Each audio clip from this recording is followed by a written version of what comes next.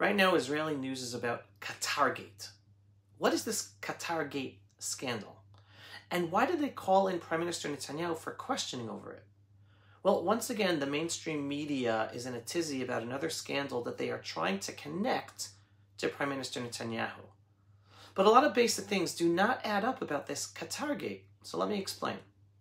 A number of people who work with Prime Minister Benjamin Netanyahu and the senior editor of the Jerusalem Post are all being investigated right now by the police for the potential crime of assisting agents of an enemy country, meaning Qatar.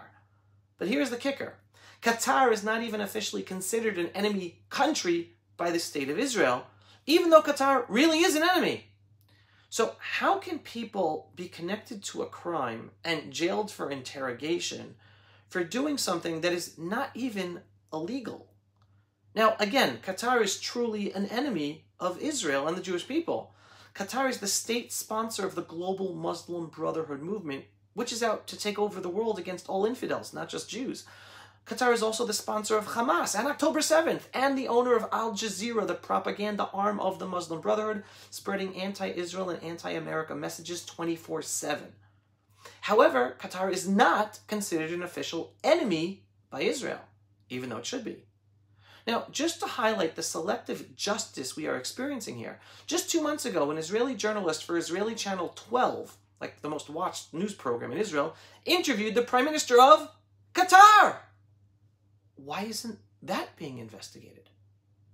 Also, Qatar itself invited a whole bunch of Israeli reporters from mainstream Israeli media channels to Doha, capital of Qatar, a number of months ago to do exactly what the journalists being investigated today are being accused of, to promote a positive image for Qatar. Here is Israeli journalist Gili Cohen from Kan 11 reporting live from Qatar, explaining how she and other journalists from Israel were invited to Qatar to produce favorable coverage and interviews to downplay Egypt's role as a fair mediator in the hostage exchange with Hamas. That Israeli journalist says it straight out. Qatar wanted them to give positive coverage for Qatar. Yet, what is the justice system doing right now? They have the police interrogating journalists like the senior editor of the Jerusalem Post and others, trying to get them to admit that they were paid or connected to aides of Netanyahu in order to give Qatar positive coverage. Now here's the thing. The Attorney General, who is also on the docket to be fired by Netanyahu and his government, is behind all of these interrogations of journalists to try to topple Netanyahu. And she is ignoring the vast amount of Israeli journalists on the political left who have very questionable relationships with entities in foreign countries who for years have been influencing the reporting in Israel. So right now, she is abusing the law, because there should be freedom of the press, right? You shouldn't be able to interrogate journalists. But she is going after journalists to try to topple Netanyahu and his government, but she is setting the precedent for the legal system to go after journalists who have helped the political left all these years. It's a double-edged sword that the Attorney General is playing with. Again, there's freedom of the press. These journalists shouldn't be interrogated at all. And the ironic thing is that the political left in Israel has been trying to discredit the police ever since right-wing politician Itamar Ben-Gvir was appointed minister in charge of the Israeli police, saying that Ben-Gvir will turn and has turned the Israeli police into a political weapon of the government. Constantly, they're discrediting the Ben-Gvir police. But the Attorney General right now is using the police to go after journalists totally against freedom of the press, not to serve Netanyahu, Ben-Gvir, and the government, but to serve the deep state left in order to topple Netanyahu and Ben-Gvir. So when the political left screamed and warned that Ben-Gvir's police would target journalists, they were right. But what we are seeing in real time is that the police, even with Ben-Gvir in charge, is taking orders from the Attorney General and the deep state to take down Netanyahu and Ben-Gvir. So it is the political left that has weaponized the police to target journalists, not Ben-Gvir, even though Ben-Gvir is the minister in charge of the police. So they said the warning, but it's them who's doing what they warned about. But let's move on back to QatarGate. Israeli journalist Yaakov Bardugo reported that Israeli intelligence chief Ronen Bar, who the prime minister and the government are today trying to fire, that he was invited together with other senior Israeli security officials and allegedly given free tickets to the World Cup that was held in Doha, Qatar, and they were hosted by the Qatari government. Prime Minister Netanyahu said the same thing just yesterday. Do you know how expensive those tickets were to the World Cup in Doha? Exorbitant. Shouldn't that be investigated, that our heads of intelligence were invited by Qatar? The Shin Bet intelligence agency, in response, put out an item to the press saying that the prime minister at the time gave the heads of the intelligence permission to go to Qatar during the World Cup for security work. Do you know who the prime minister was at the time who, according to the intelligence services, gave that permission? Yair Lapid, the head of today's opposition, who was calling for Netanyahu's head due to this QatarGate scandal. And Lapid is ignoring the media's calls to him to admit that he was the prime minister who gave permission for the intelligence heads to go to Qatar as they were invited by Qatar and go to the World Cup. Unbelievable! But let's move on to even more information that places the whole QatarGate crusade against Netanyahu into one big nothing burger question mark. Benny Gantz of the opposition, when he was the defense minister in that previous government with Lapid, he personally tweeted about how safe it was for Israelis to travel to the World Cup in Doha while thanking Qatar for being such a great country. Why isn't Gantz being investigated or questioned for saying such a thing about an enemy country? Maybe Qatar had some agents who were paying him or paying aides close to Gantz for him to say that. But even worse, when it comes to Benny Gantz and Qatar, before Gantz entered politics, Benny Gantz tried to sell his Israeli technology-based cybersecurity company called The Fifth Dimension, wait for it, to who? To Qatar.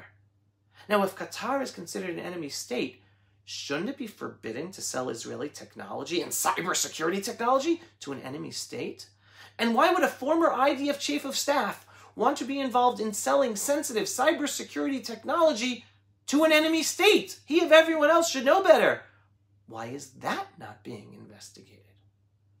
And let's just take a look at the news of the time back in 2023, not that long ago. Prosecutors won't investigate Gantz in Fifth Dimension case. Headline news. And what's the subheading? Former Defense Minister Benny Gantz served as chairman of the Information Gathering and Analysis Company while it tried to negotiate a deal with Qatar.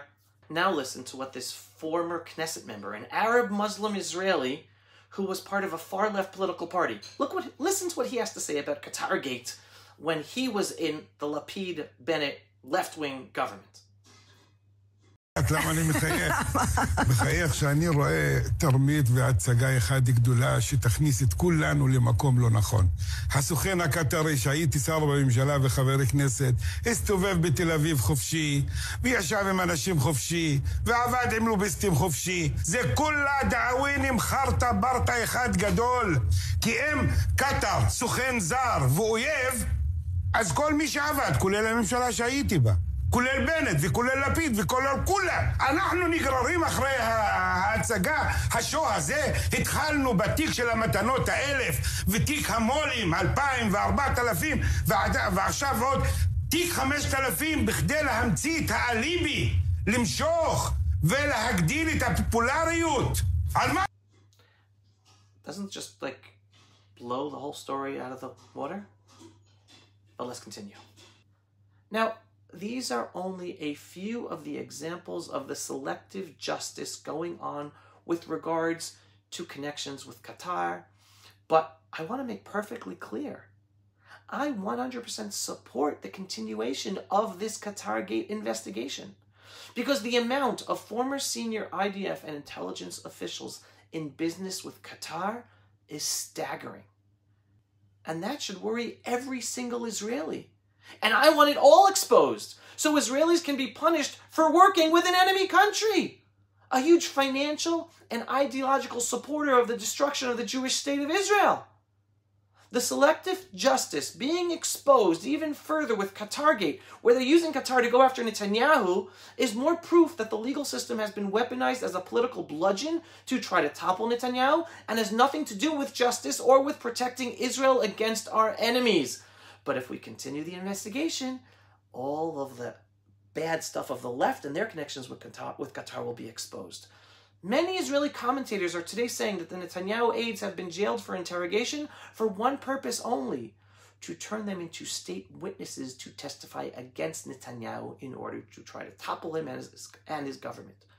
As all the other legal cases meant to topple Netanyahu either have fallen apart before ever being brought to court, or are falling apart in the courts right now and proving Netanyahu's innocence, not guilt.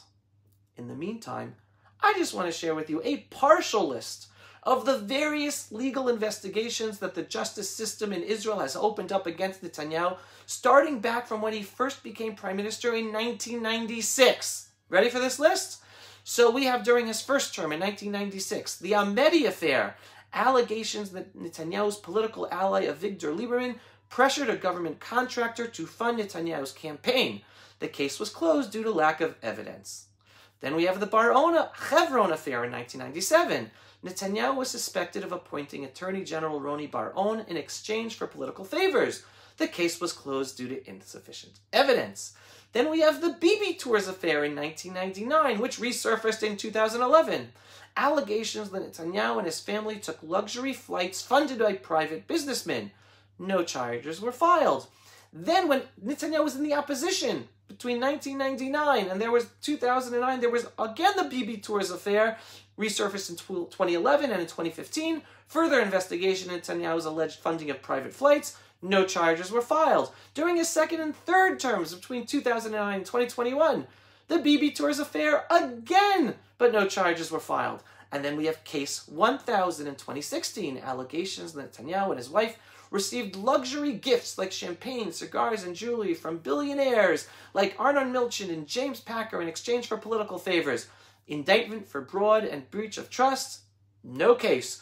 Then we had case 2000 in 2016, allegations of a deal with Yediot Achronot publisher Arnon Moses to weaken the other publisher Israel Hayom in exchange for positive coverage. Indictment for fraud and breach of trust. Again, no case. Then we have case 3000 in 2017, the submarine affair. Corruption allegations regarding a deal to buy German submarines. Netanyahu was not directly indicted. That also was closed against Netanyahu. Then we have case 4000, allegations that Netanyahu gave regulatory benefits to Bezeq Telecom owner Shaul Elovich in exchange for favorable coverage in Walla, a news site. Again, bribery, fraud, and breach of trust. Closed. It's falling apart. And today we have QatarGate. And this isn't even the full list of all the investigations against Netanyahu all these years. To me, the picture is clear. The deep state has politically weaponized the judicial system to try to take down Netanyahu and remove him from political life in Israel ever since he first became prime minister in 1996. All these investigations, which have cost the Israeli taxpayer probably millions, if not billions of shekels over close to 30 years, have all led to nothing burgers. Now, I want to touch upon how this legal witch hunt against Netanyahu ties into a much bigger global story. Just look at what is happening today in France. Mike Pence tweets, quote, "Unreal. They took out the opposition. Marine Le Pen, who is currently leading in opinion polls for the 2027 election in France, has been sentenced to 4 years in prison and banned from running in the next election," end quote. And my friend, Professor Eugene Kantorovich, explained the situation quite succinctly with his tweet, and I quote, "Criminalizing right-wing opponents to rig the democratic process has become the common approach of the establishment left in defending their rule in Israel, the US, and Europe. And they aren't even hiding it anymore," end quote. Now, watch this video with Ben Shapiro recently breaking down this issue even more. What do you think, Ben? I mean, this is something that we've seen play out in half a dozen countries across the world, 3 or 4 of them now in Europe, all pushing, quote-unquote, self-described far-right parties out of a potential candidacy for presidency. You know, when President Trump said a long time ago that the deep state was actively intervening in American politics in order to thwart a particular agenda, it turns out that he was right about that, but he was also right globally. It turns out that there is, in fact, an elitist deep state everywhere, from the European Union to Brazil to Israel to Romania, that is interested in overturning even the possibility of the will of the people in order to stop the bad guys from possibly winning. And the bad guys range, again, from Bibi Netanyahu in Israel, who, again, has been targeted by the legal establishment, to Bolsonaro in Brazil. Remember that in Brazil, Lula da Silva was actually in jail, and he was freed by the judiciary so he could run again. And then they moved to jail, Jair Bolsonaro. You're seeing the same thing happen now with Marine Le Pen, who is set to win this current election in France. The party that she leads was set to actually win the next election. And I think the giveaway is this. The jail sentence that you mentioned before, that is a suspended jail sentence. They're suspending that until the appeals can go through. You know it's not suspended? Her ban from running, which demonstrates exactly what they were after. And this is President Trump saying himself. They're going to be dropping their tariffs. That's something that happened in France today, Mr. President. Marine Le Pen, the far-right leader, got convicted in court and is now banned from running for office for 5 years. Do you have a comment? That's a big deal. That's a very big deal. I know all about it, and a lot of people thought she wasn't going to be convicted of anything, and I don't know if it means conviction, but she was banned for running for 5 years, and she's the leading candidate. That sounds like this country. That sounds very much like this country. Okay, anybody else? Is this all sounding familiar? It should, because it's the same playbook. Indictments, raids, bogus charges, jail, all in an effort to disqualify the leading opposition candidate ahead of an election. The political left in the West is losing its grip on power, the deep state, and instead of accepting the will of the people, they are turning to authoritarian tactics, abusing the justice system to preserve their rule. Basically, the deep state all over the world is panicking. Not just in Israel, but across the Western world, the global elite have weaponized the legal systems to silence their political opponents and crush the will of the people. Make no mistake, this is not about justice. Not in Israel, not in America, not in France. It's about control. The same deep state that has waged a decades-long legal war against Prime Minister Netanyahu and failed to take down Netanyahu is still now continuing to manufacture new scandals out of thin air to discredit him and topple him and the whole Israeli right to sabotage the government and have them return to power. Qatar, a known funder of terror, has had deep financial ties to many on the Israeli left for years. But suddenly, when a tenuous connection is made to figures on the political right, the full force of Israel's justice system is unleashed. This is not law. This is lawfare. But here's the truth that they fear the most. The deep state cannot survive exposure. The more people see through their very much illegal tactics abusing the justice system, the weaker they become. The deep state thrives all these years in the shadows, manipulating behind the scenes. But once the public wakes up to the fact that their so-called democracies are being rigged against them, and it's being exposed, the game is over for them. That's why they are going all in right now, because they know their time is running out. The people of Israel, people in America, people in Europe, must rise up and call out this weaponization of our justice systems against the will of the people. This is a fight not just for individual leaders like Netanyahu or Trump, but for the very essence of our democracies themselves. We are witnessing the last desperate stand of a crumbling elite, deep state, trying to cling to power by any means necessary all over the freedom-loving West. The way it seems, it definitely looks that they will fail, and the will of the people will win. But the deep state will fight tooth and nail, abusing the legal system and even threats of violence any way they can. That is why we have witnessed even senior officials in Israel, like former Supreme Court Justice Aaron Barak, actually voice support for civil war. And he's not alone. It's insane. But at least now you understand why he and others within the legal system and former politicians or senior officials are talking like this? Because they see they are losing their power and they are willing to do anything to keep their power. Everybody, Am Yisrael Chai, we're going to come out of this. We're going to survive. Strengthen your faith in the one above. And again, this is not just the struggle we are going through here in Israel. This is a struggle we are all going through across the freedom-loving world. The more they get exposed, the more they expose themselves, the closer we are coming to defeating them and having the will of the people finally take power and rule properly in our countries. That's it for today's Pulse of Israel. I hope this helps better explain QatarGate and its connection to the greater global story of what we are all experiencing. If you're not yet a subscriber to our daily, belief-based, inspiring, politically incorrect Pulse of Israel videos, what are you waiting for? Go to pulseofisrael.com and click to subscribe. And we are a donor-based organization. We need your support as we are heavily censored and shadow banned across all social media. Every once in a while, click on the donate button on pulseofisrael.com. Small or large donations, they all help us do this very important work. Shalom, everyone, and thanks for watching. Pulse of Israel, frontline videos from the Holy Land. Support our work by donating today.